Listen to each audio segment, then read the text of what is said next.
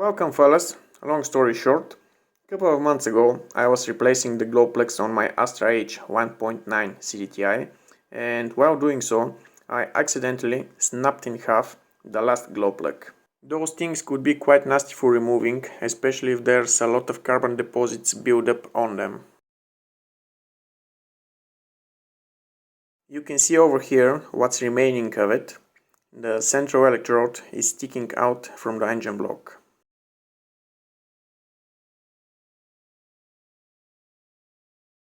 Let me show you how an intact glow plug looks like.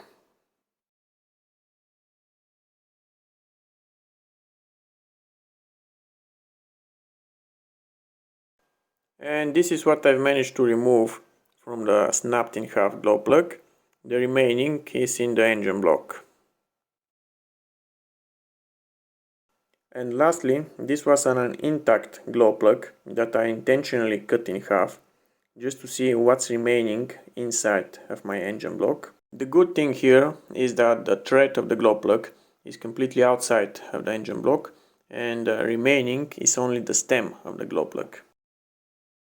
The bad thing is that the carbon deposits are so stiff that even the cylinder compression is not capable of blowing out the glow plug.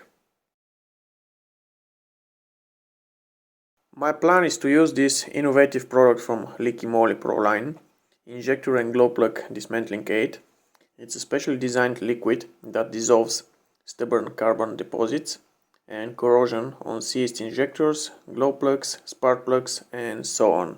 The manual advises, in cases with extremely stubborn carbon deposits, like in my case, to spray it and allow it to work overnight.